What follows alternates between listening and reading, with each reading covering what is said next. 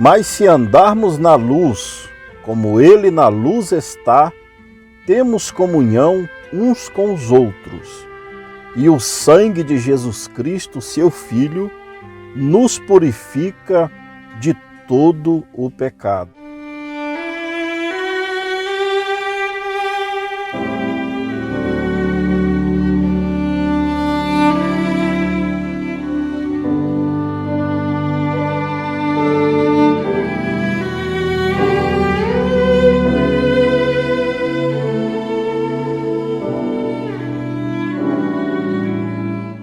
Ouvintes preciosos, nós lemos aqui na primeira carta do apóstolo João, no capítulo 1, no versículo 7.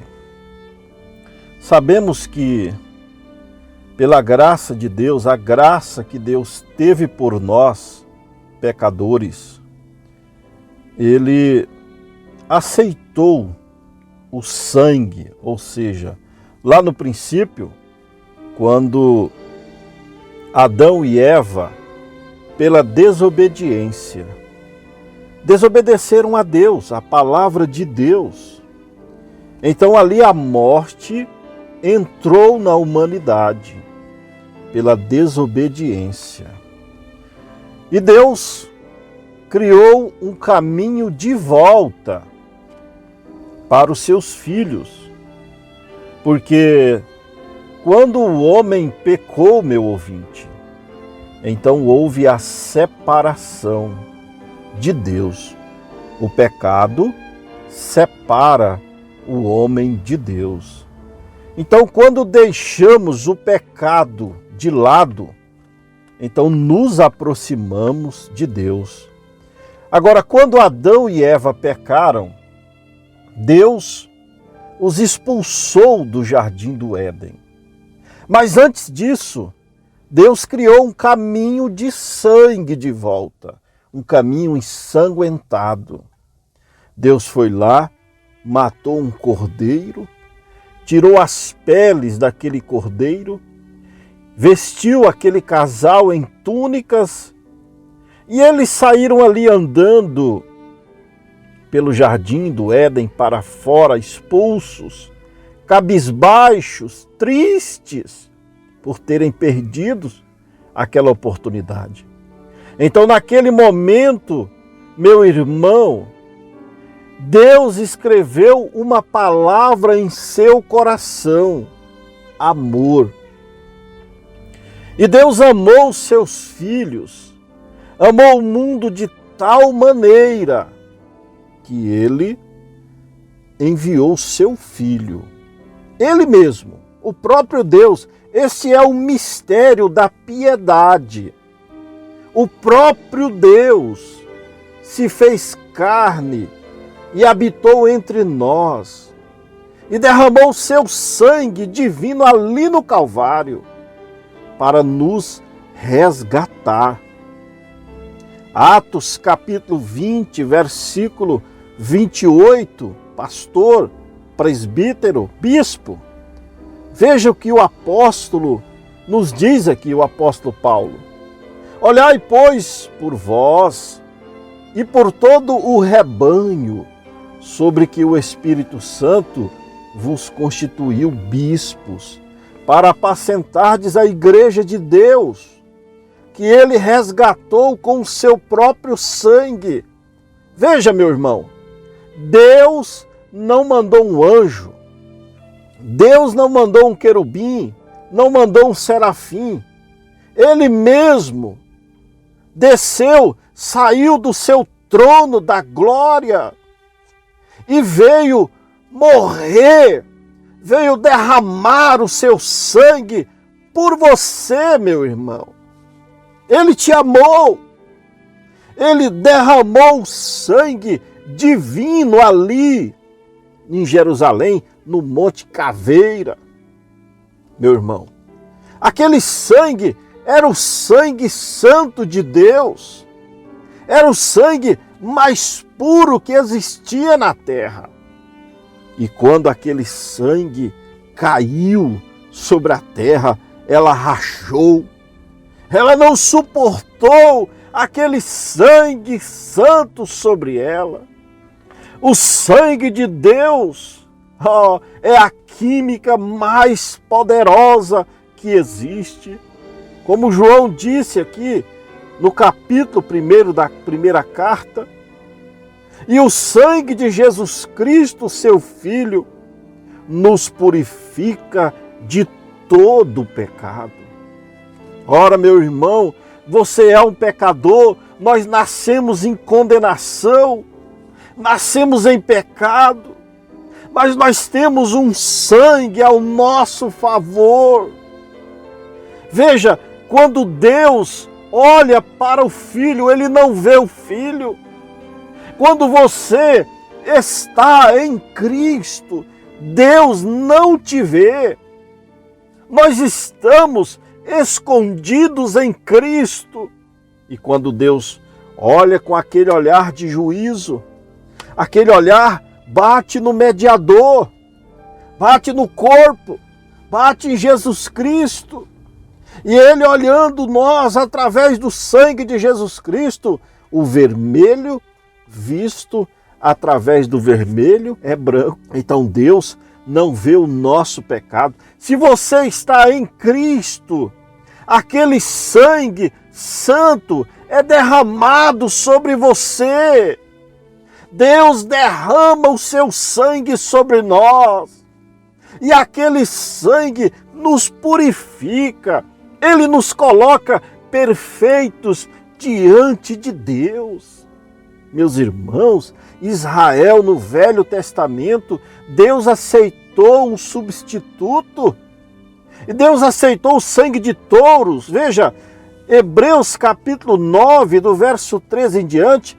Porque se o sangue dos touros e bodes e a cinza de uma novilha esparzida sobre os imundos o santifica, quanto à purificação da carne, quanto mais o sangue de Cristo, que pelo Espírito eterno se ofereceu a si mesmo imaculado a Deus, purificará não somente os vossos corpos, mas as vossas consciências das obras mortas, para servirdes ao Deus vivo. E por isso é o mediador de um novo testamento, para que, intervindo a morte para a remissão das transgressões que havia debaixo do primeiro testamento, os que chamados receberam a promessa da herança eterna. Então Israel vinha sendo justificado pelo sangue de bodes, sangue de touros. Mas hoje a igreja noiva, ela está sobre o sangue de Jesus Cristo. Ela tem o sangue mais poderoso. Meu irmão, o que é o sangue? O que representa o sangue para nós? O sangue é a vida. Deus aceitou aquela vida em lugar de outra vida. Por isto, meus irmãos, não devemos comer sangue. Deus abomina quem come o sangue do animal. Em Gênesis capítulo 3, ali quando Noé desceu da arca, Deus fez um novo pacto de alimentação. Lá no jardim do Éden, Ele fez o primeiro pacto de alimentação para que seus filhos comessem de toda a erva do campo, todos os frutos. Mas após o pecado, após a corrupção do pecado, então o homem passou a se alimentar de carnes, de proteína animal. Mas o homem, originalmente, ele é vegetariano. Mas a corrupção do pecado fez isto. E quando Noé desceu da arca com os seus filhos, Deus deu a ordem para Noé. Gênesis capítulo 9, verso 3 e verso 4. Tudo quanto se move, que é vivente, será para o vosso mantimento. Tudo vos tenho dado como a erva verde. A carne, porém, com sua vida, isto é, com seu sangue, não comereis. Então, o sangue, meu irmão, representa a vida. E este sangue de Jesus Cristo, quando ele nos cobre, ele vira um manto protetivo. Que coisa maravilhosa! E ele nunca perderá o seu poder. Ele nunca perderá a sua eficácia. E quando o pecado, ele funciona, meu irmão, como um cloro. É quando você solta uma gota de tinta no cloro ali, uma impureza, ele dissolve. E aquela gota de tinta vira gás, e aquele gás volta para as suas origens. Assim é o pecado, assim são os nossos pecados. Quando o nosso pecado entra no sangue de Jesus Cristo, o sangue dissolve aquele pecado, e aquele pecado retorna à sua origem. Qual é a origem do pecado, meu irmão? A origem do pecado foi o diabo.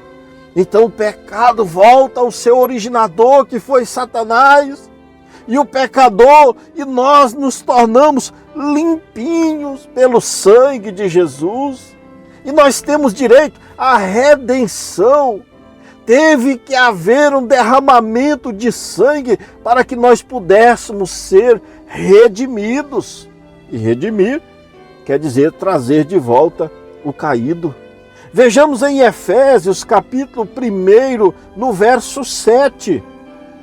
Paulo dizendo: em quem temos a redenção pelo seu sangue.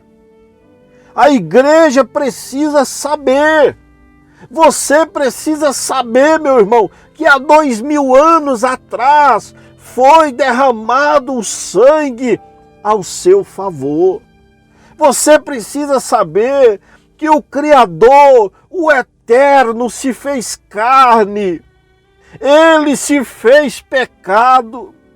Não tendo pecado, ele se fez pecado por mim e por você. E ele levou sobre si as nossas dores. E ele levou sobre si as nossas falhas, os nossos pecados. O que você precisa, meu irmão, fazer é crer neste sangue, é crer neste derramamento de sangue. Ali no Velho Testamento, uma vez por ano, o pecador vinha diante do sacerdote, e ali o sacerdote escolhia um cordeiro imolado, um cordeiro perfeito, e ali o sacerdote colocava aquele cordeiro sobre o altar, e o pecador tinha que colocar as mãos sobre aquele animal, e o sacerdote passava ali a faca no pescoço daquele animal. Enquanto a vida saía daquele animal, o pecador, com os olhos fechados, ele tinha que sentir a vida se esvaindo daquele animal. E ali trazia uma comoção, trazia um arrependimento daquele pecador, porque ali aquele pobre animal que não tinha culpa, não tinha pecado, estava derramando o seu sangue por causa dos seus pecados. Mas, meu irmão, ponha nesta hora as suas mãos sobre o Calvário, ponha as suas mãos nessa hora sobre a cruz de Cristo, e enquanto ele derramou o seu sangue ali no Calvário, enquanto aquela vida foi saindo daquele corpo, nós fomos recebendo aquela vida através do Espírito Santo. Agora, preste atenção, meu irmão, na mensagem A Ele Ouvi, o profeta de Deus, parágrafo 25, ele diz assim: eu sempre disse que se eu simplesmente pudesse segurar uma gota literal do sangue do nosso Senhor Jesus em uma travessa, como eu o seguraria em minhas mãos e apertaria em meu coração e clamaria: ó Pai, eu agora seguro o sangue do Senhor Jesus contra o meu coração. Que emocionante e que alegria! E a bênção que seria para mim segurar em uma pequena taça ou algo, uma gota do sangue do Senhor Jesus. Porém, saibas que na visão dele tenho algo maior aqui nesta hora. E eu tenho meu coração nesta noite. E a vocês, pessoas, as quais são compradas pelo seu sangue, ele pensou mais em vocês do que em seu próprio sangue, porque ele o deu, ele o derramou, ele levou umas cusparadas na sua face, eles arrancavam as barbas com as suas mãos, ele foi humilhado, ele foi escarnecido por nós. Mas ali, meu irmão, era o projeto de Deus. Desde lá do Jardim do Éden, era o projeto de Deus criar um caminho de sangue para nós. Então, meu irmão, observe lá no passado, antes que ele pudesse fazer isso, antes que ele pudesse se levantar para receber, ele o fez. Adão e Eva não mereciam, nós não merecíamos aquilo, mas ele o fez, ele criou uma central de sangue, ele criou um trono de sangue para nós, ele criou um mediador, ele criou uma ligação dos céus à terra, e através do sangue de Jesus Cristo, nós temos a remissão dos nossos pecados. Meu irmão, conta-se uma história de Martinho Lutero, o reformador da era protestante, que o diabo entrou ali no escritório de Lutero com um livro grande, e ali ele mostrou para Lutero os seus pecados. Veja, o diabo mostrou aquele livro para Lutero e abriu ali aquele livro e mostrou para Lutero, foi mostrando para Lutero os seus pecados. Você fez isso, você é culpado daquilo, você é culpado disso. Lutero foi dizendo, é verdade, eu sou culpado, e o diabo, você é culpado. E ele dizendo, eu sou culpado. Agora Lutero disse uma coisa para ele, meu irmão. Lutero disse, o sangue de Jesus Cristo me limpa e me purifica de todo pecado. Nós somos culpados. Você é culpado, meu irmão. Mas Deus tem um projeto na sua vida. Aí está ele. O sangue foi aspergido por todo o caminho. E você não pode perder a trilha se você seguir o sangue. Siga o sangue, meu irmão. Sigamos o caminho de sangue. Ele veio no Calvário. Ele comprou para Deus filhos com o seu próprio sangue. Irmão, você que se diz cristão, valorize o sangue de Jesus Cristo. Muitos cristãos, assim chamados cristãos, estão levando uma vida de brincadeira, brincando de ser cristãos. A coisa é muito séria, meu irmão. Ele derramou o sangue por nós. Ele deu a sua vida no Calvário. Ele derramou o sangue por você. E agora, o que você está fazendo por ele, meu irmão? Ora, ele deu a vida por nós. Ele pegou os seus pecados, todas as nossas culpas, e ele lançou no mar do esquecimento. Ele jogou dentro daquele sangue de Jesus Cristo.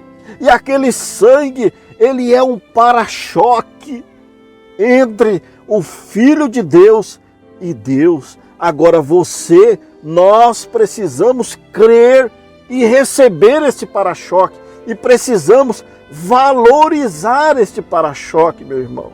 Receba este sangue, continue crendo no sangue de Jesus Cristo, continue valorizando o sangue de Jesus Cristo.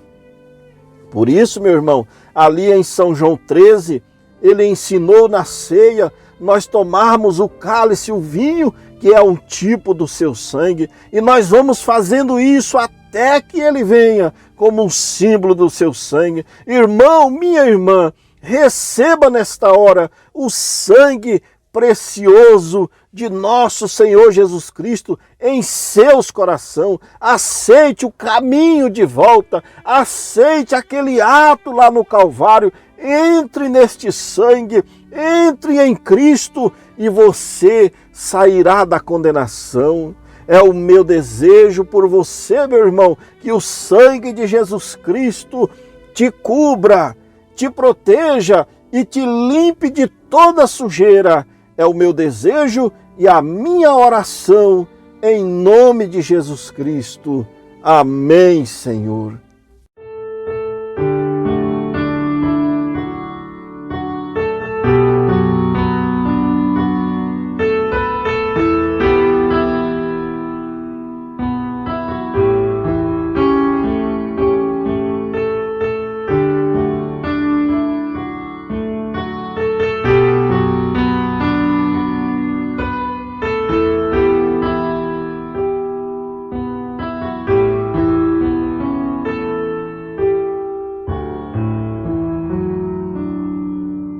Quem foi que me purificou de todos os pecados meus?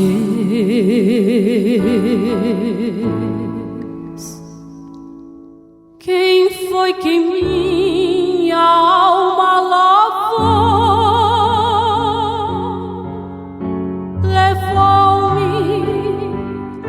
A presença de Deus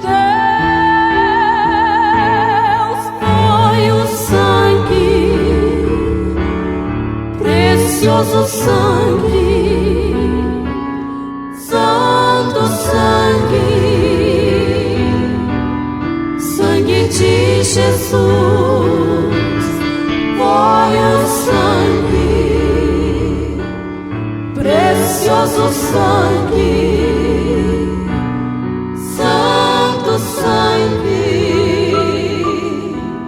sangue de Jesus.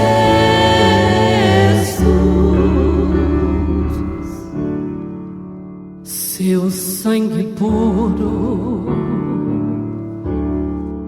na cruz verter pra redimir o pecador,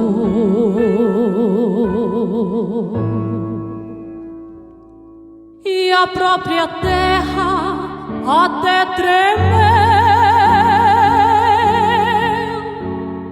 vendo aquela cena de amor.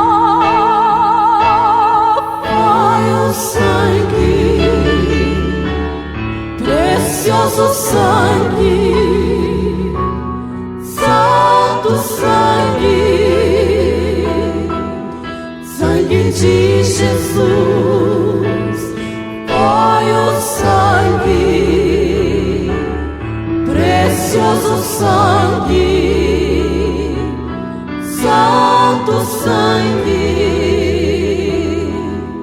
sangue de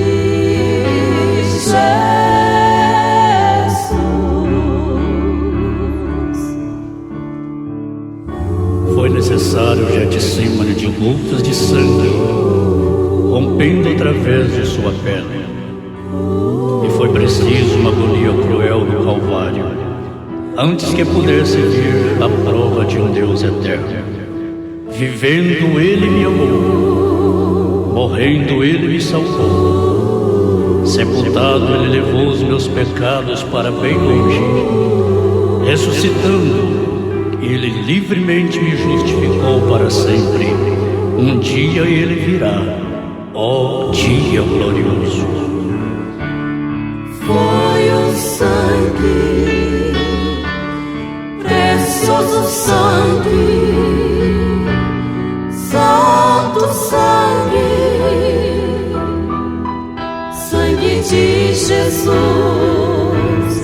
Foi o sangue, precioso sangue, Santo sangue.